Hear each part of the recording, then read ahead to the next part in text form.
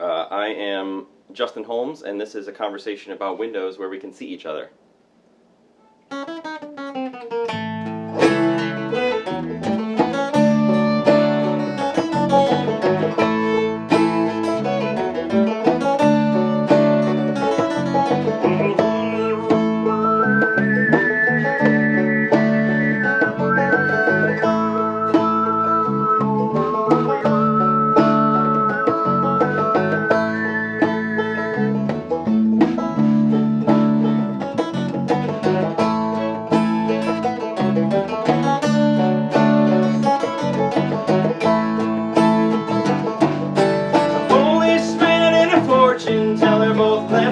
Post at hell or high water, cause neither of them were who they'd set out to be. You can lie about the mail, you can lie about the money, but a little bit of math will always find the funny. Business trust comes from the earth like the banyan tree.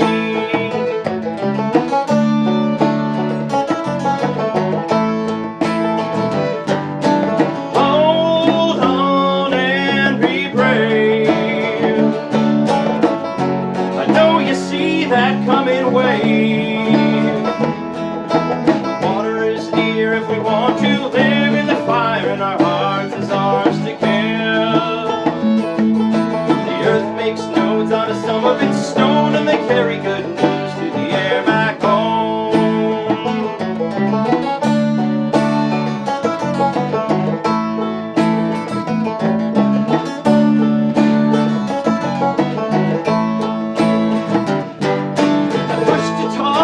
Right ring finger and fly back home with my left wing lingering, never knowing who will walk through my front door.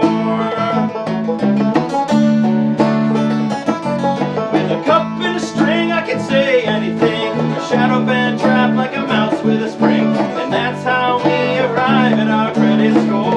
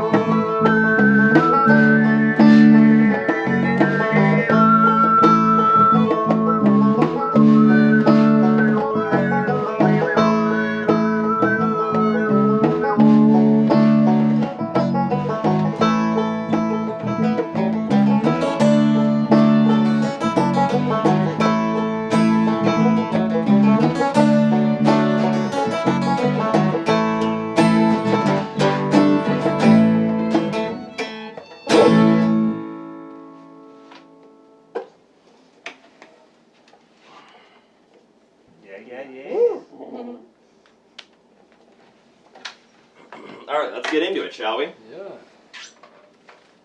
Whew.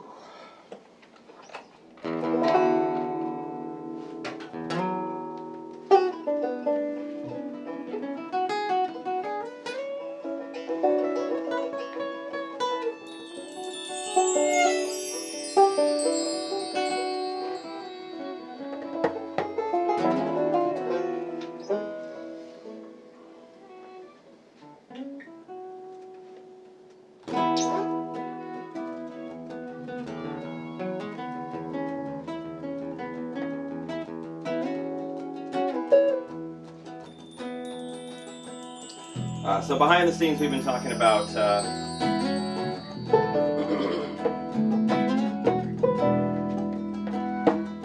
the following question, which I will pose to you, Dani.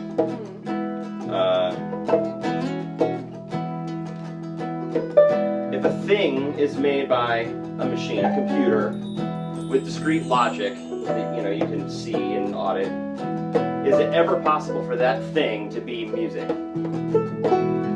I believe that thing could be music. I believe if you take the melodies that are common to every culture and make it into a mathematical statistic, a machine could create music. Yes. I thought you were a lot more skeptical earlier. Did you have a...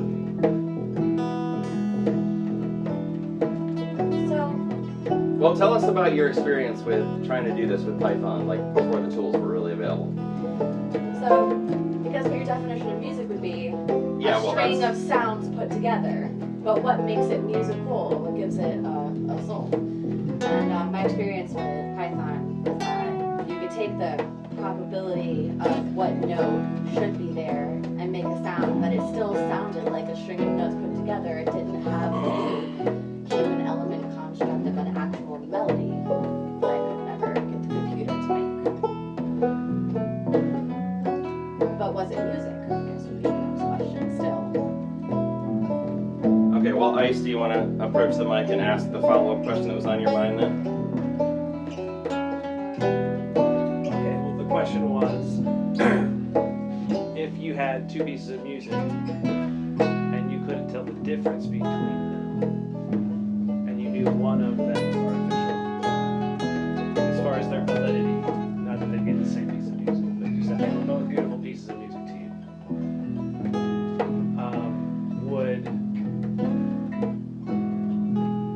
would that matter? So if you couldn't tell the difference anymore, whether a human or a computer had made it, would you consider it more or less authentic or equally authentic as music? Equally authentic.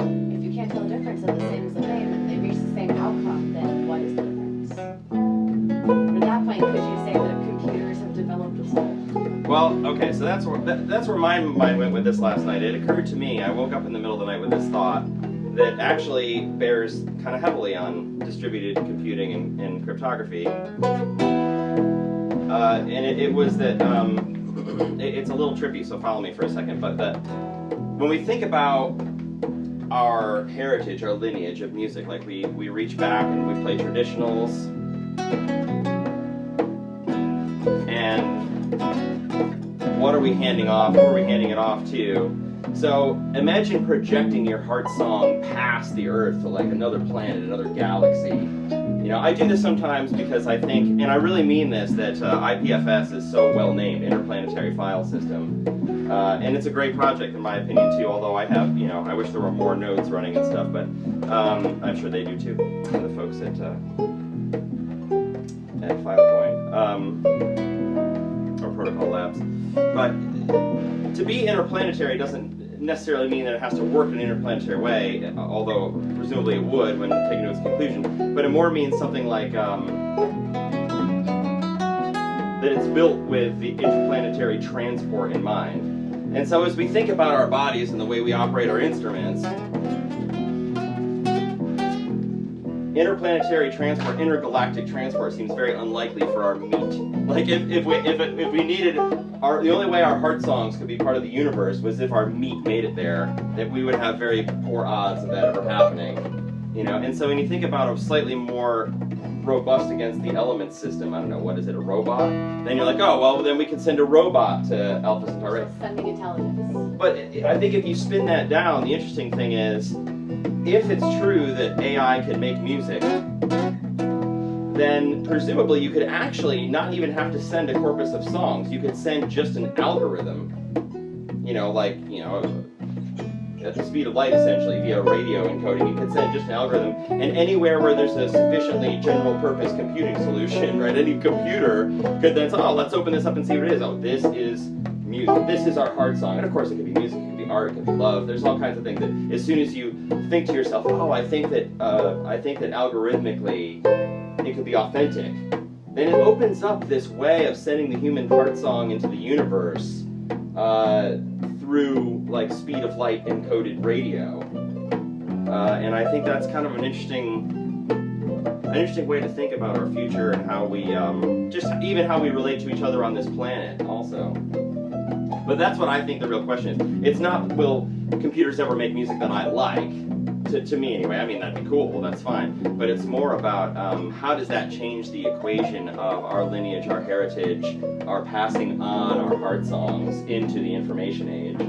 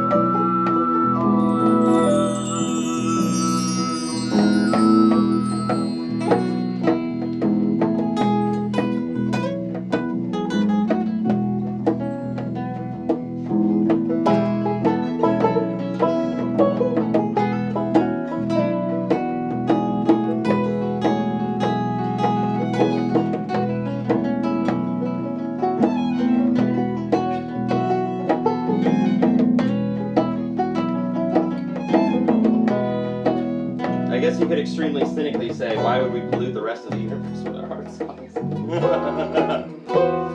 It is a little bit, I don't know, can radio waves ever be colonizing? I'm not sure. That's another scary one. Right, because if it can be authentically human, what if we accidentally sent our colonizing vibes instead of our like music vibes?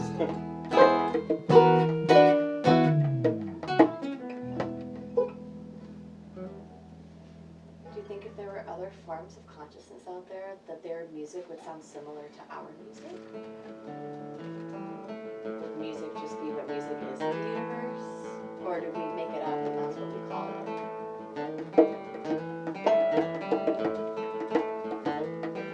I think they'd arrive at similar conclusions, maybe. You gotta get closer to the mic. I think they'd arrive at similar conclusions. Why?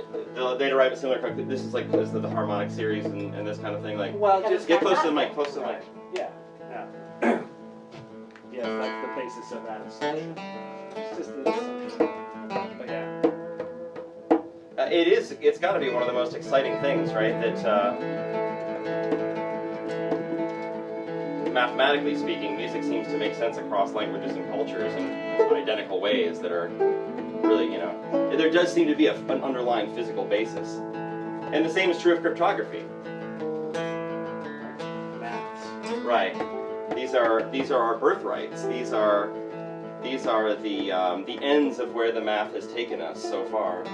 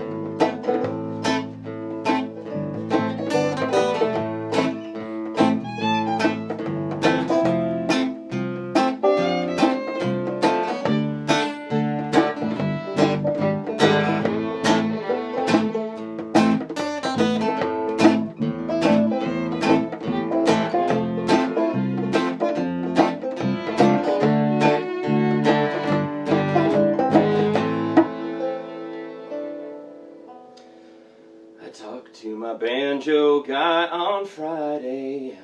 I sent him a message in the clear.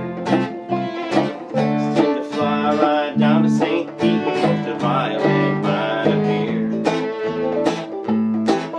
And sure enough, that message, plain text on the wire, was intercepted by a fiddler with a 3-letter qualifier.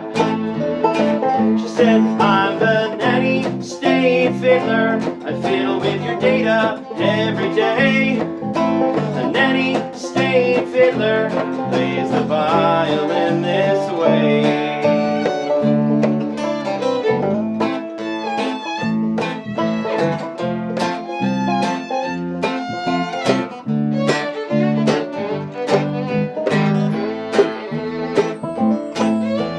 Much to my amazement, she showed up on my porch. She wore a suit and had dark shades, but her instrument had been torched.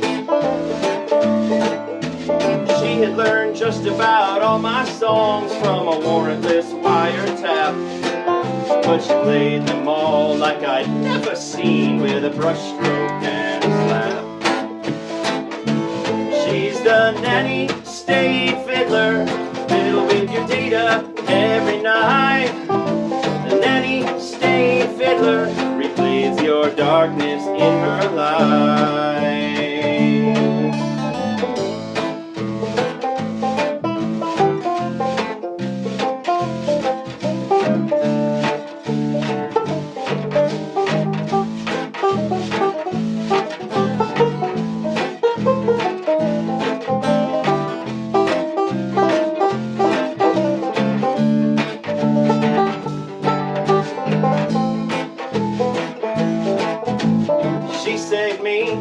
From myself when I almost wronged a man.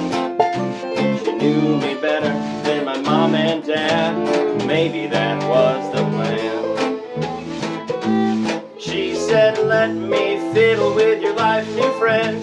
I'll be your backbeat. And if you need a listening ear, I'll be eavesdropping from my seat. I'm the Nanny State Fiddler. I read your data when I can.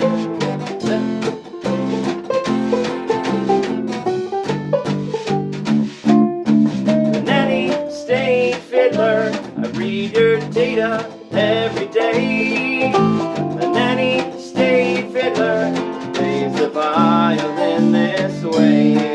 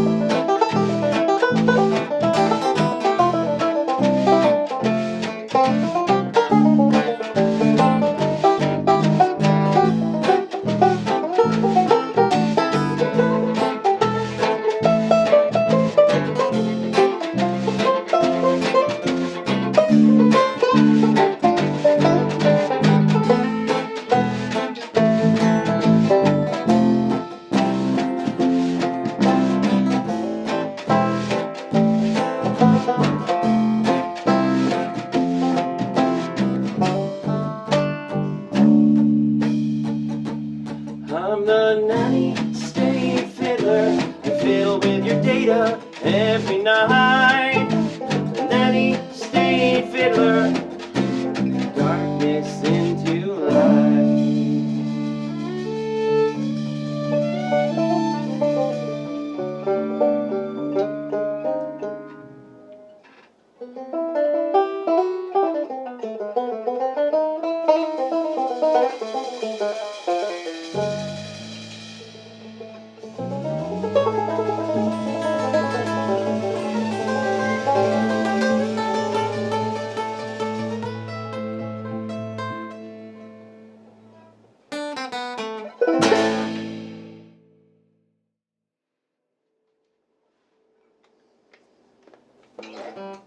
That one is a new one that is called Nanny State Fiddler. Only there was a nanny state. I'd take it. Give me health care. Give me affordable housing.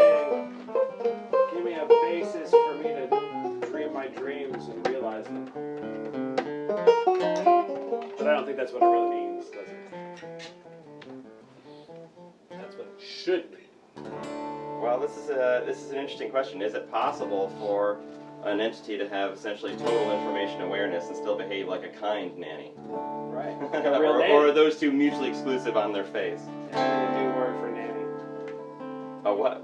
I don't know. Nannies are kind. I mean, just, Yeah. it should be, gosh darn it. But one question: Yeah. how do nannies act in other roles? Well, Are nannies always these loving figures? No, not for everybody. I mean, what does the nanny do when she closes the door? I love this position here. It kind of, it brings attention to me. It's all I ever wanted. That's true. You know? Well, that brings us to Cory Walker. You have a question. I'm going to teach you something, right? You ask a question, then I have. Yeah. Let's see. What do you got? What do you want to know? Let's see. I would like to know, well, your take on is, and this is probably a very stupid question, but I don't know it. What is your take on crypto and the future? Blockchain, like, where are we headed? Where are we headed? If I thought it was gun going to to be your like, which head. is a better hash function, Blake 2B or SHA-2 producer. I didn't know it was going to. Okay. It's all NFTs, bro. It's all NFTs. I mean, is the stock market going to be gone? You can answer that quickly. It doesn't have to be. Will there ever be a place for a database stock market prices and stuff where there's no, as we say, Byzantine fault tolerance, meaning you're trusting a central authority? Probably. I think there will probably be a place for that because there are times when you trust. The simplicity of it is awesome.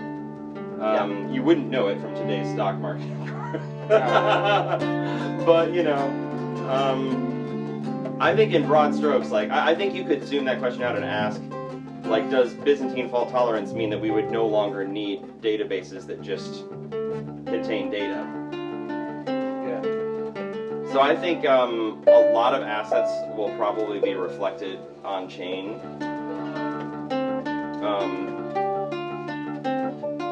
I don't know. I'm curious. I don't know. My friends I would look to Griff Green if he were in the room. Hopefully at some point he watches this and ask him that question. People that have that real vision of common good stuff, right? Because like Bernie Sanders said, the default mode of Wall Street is fraud.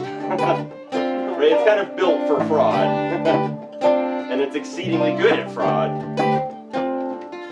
And removing the trust that allows the fraud is, of course, a huge part of what we would hope Byzantine fault-tolerant systems do. And of course, it's not just fraud, it's also violence. Exacting horrible toll on most of the world that we've designed our economy that way.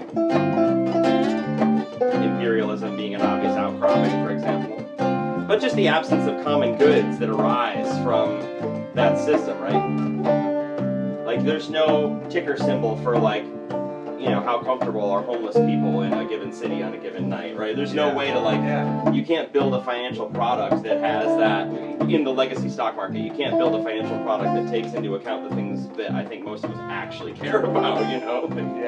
So in that sense, I think it will be gone. In that sense, I think it will be gone. But I do think there will always probably be room for a sort of a single authority kind of ticker model to deal with, like, you know, small business investing in each other. You know, locally, I think I can definitely imagine it continuing to be a phenomenon. And in fact, driving the pollution out hopefully will cause it to be more of a more compatible with like common good goals.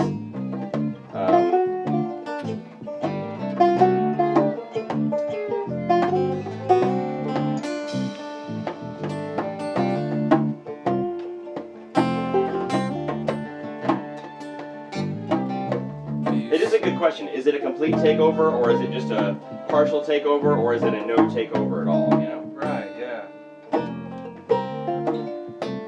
Do you see NFTs taking over a lot of the crypto future? What do you all think about NFTs? I have a friend that loves them. Step up to the mic, man. I don't think you would be heard. Come on. I have a friend that loves them. Why? I'm not sure why. I think because he thinks they're logical next step in transferring information. The picture so much, it's like a vehicle. It's a storage device, the box, right? That's certainly one metaphor. Again, I'm not an expert. It's my friend. He's not an expert, but Well, I don't think it's a matter of expertise, even though, I mean, you can picture a token representing whatever you like. It could be just sort of one square box that a thing fits in, like a piece of art. I tend to think of NFTs as more either like a concert ticket or a subscription to a service. Those are the two ways that those are the two places my mind goes when I think about non-fungibility. Like I have a ticket. In fact, this just happened. Trying to go see you and Billy Strings play in St. Augustine. I bought tickets on StubHub. My friend tried to use the tickets, and they had been, you know, rugged. In other words, someone used the QR code, and the ticket had been scanned. Wow. And apparently this is a common, you know, he's a musician. He's a, you know, he plays a lot locally, and he was already aware that this is a common thing. So those kind of things where you have a trust authority like Ticketmaster that you don't really trust, or that, you know, they just kind of occupy a rent-seeking position. They don't deserve any trust, even, you would say. I don't even know if they would say they do, you know. Like the hearings with Stone Gossard in Congress, where he was kind of very eloquently pointing out the flaws in the Ticketmaster model. I do kind of think there's a place for Byzantine fault-tolerant non-fungible tokens there, yeah. As for representing like the original form of an art piece, I don't know, maybe. I don't know. I'm not as sold on that use case, and that's the only one that has really had any major like money, you know. What do you think? You have any thoughts? Have any of you ever sold an NFT of any of your music? no. Me neither. I think if we play somewhere, at like, you know, a smallish gig, and we have like build, like have like, you know, oh, who's that? Oh, yeah, Mike made an NFT. Tell us about it.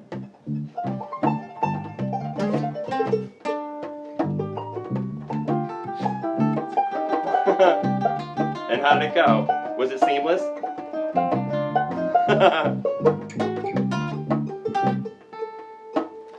What do you guys think about recording the next album in the Metaverse studio? You know, I happen to know Jonathan Palmer at Peregrine Media is doing really beautiful work on VR music collaboration. I don't know what they're dealing with latency and stuff, but if he's involved, it's probably pretty awesome. Can you imagine? So here we are. Can we stand and can we be in VR right now? Oh, it's back to the Turing question. It would only be cool if we could not realize we're in it. If we're not sure. Sounds like an extra layer of like variables, right? I don't see why that would be useful. I guess just for broadcasting purposes. Both so that you could play music with people who can't physically get their meat to you, and also so you could play music for people that.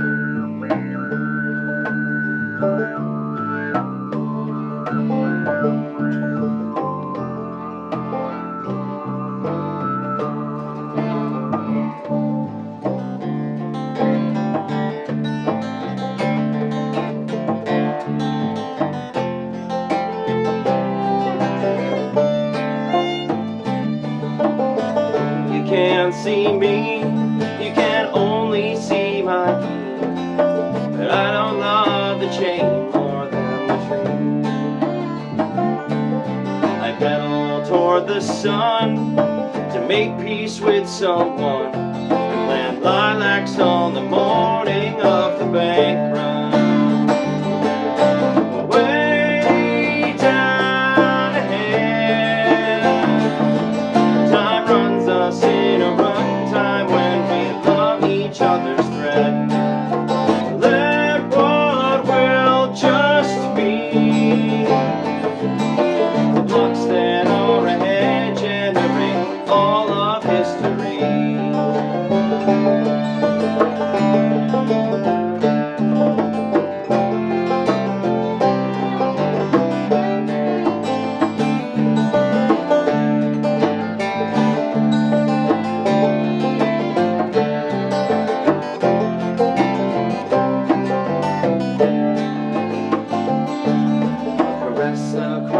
Chains, I sent one lover grains through consensus tubes of secrets and chicane. A zero knowledge proof is for thundering hooves through a storm of scams of talking heads and bloodstained pillared roofs. Way down ahead, time runs us in a run time when we love each other's thread. Let what will just be. The blocks that are ahead generate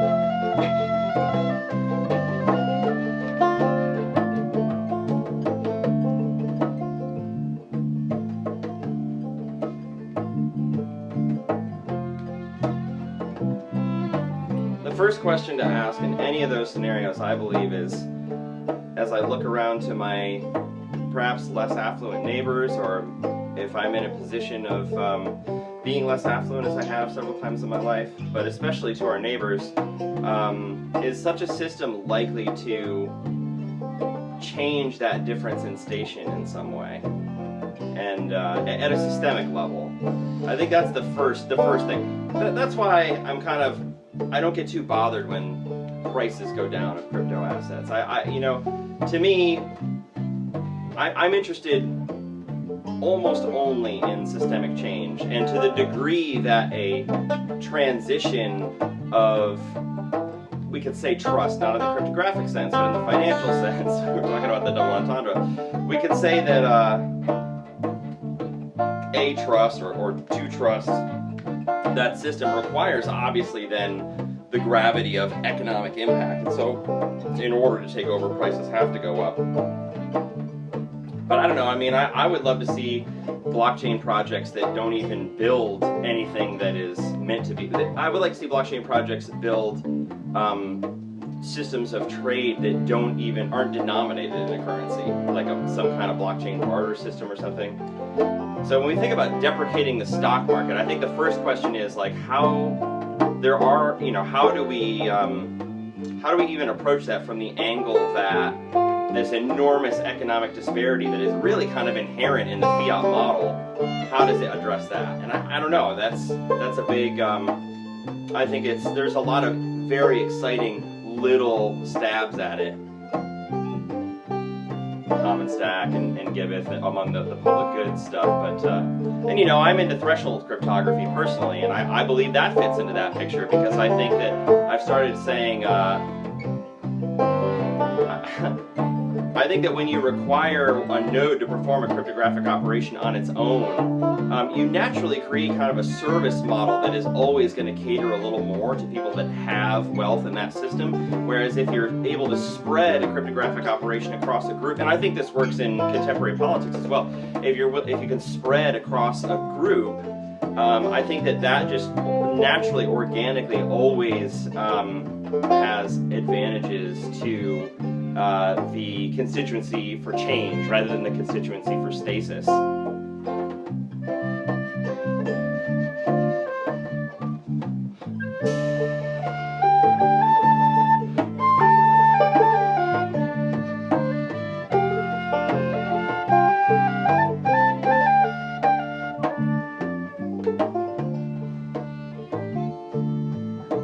a question, Sky? Guy stepped up to the mic here. You all can't see him, but our producer here. Yeah, we were talking a bit about threshold cryptography and what you call enclave cryptography. Maybe you could elaborate on that for us.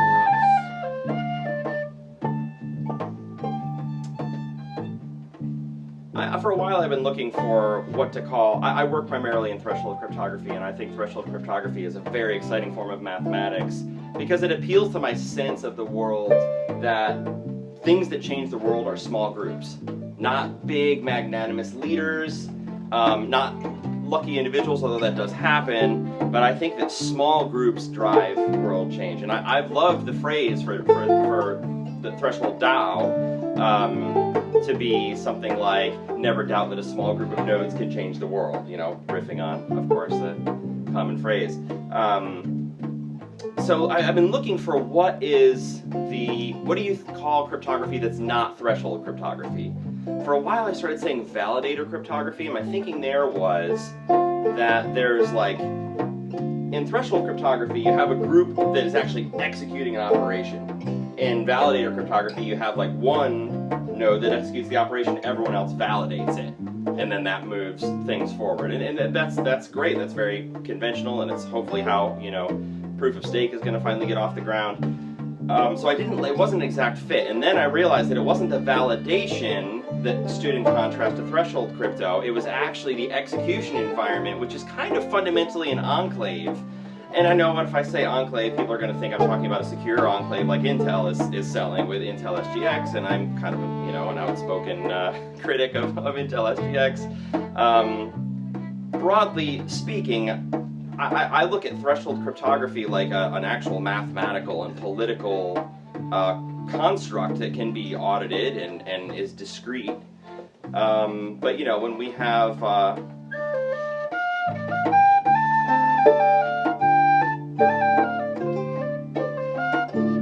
Intel basically just sells you a piece of metal. Like it basically, right? It's like they have a CPU, and somewhere deep down in that, if you have a small enough microscope, there's some little secure enclave, which is a totally propagandistic name, that will always make attestations that are the one big truth according to Intel. And to me, this is a model that's just dead on arrival. I don't even want that. That's not part of the model of the world that I even believe in. I respect that some, you know, high performance cheats can happen that feel like a genuine decentralization, and here we are with the Turing thing again, right?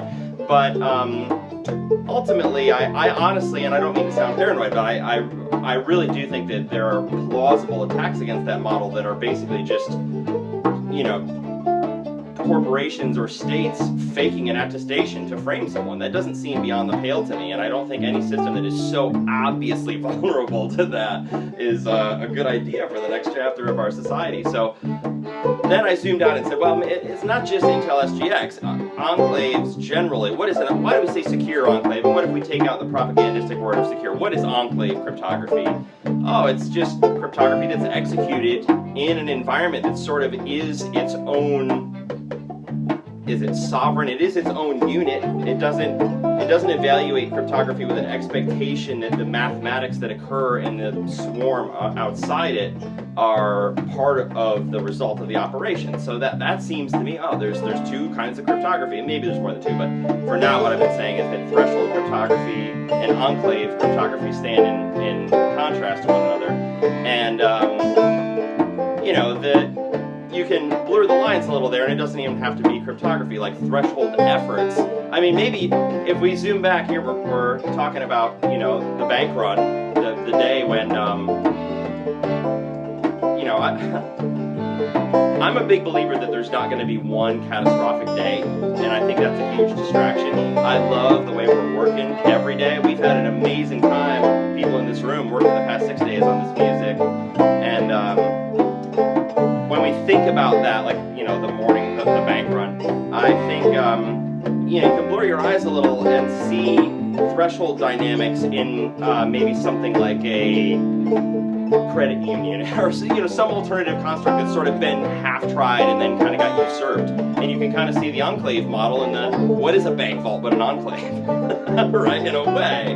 Yeah, maybe it's not a cryptographic enclave, but as we start to think about mapping these things into crypto systems, I think seeing thresholds and enclaves in the world that we live in order to make rich metaphors on chain is kind of a big part of the way that I think about developing threshold crypto.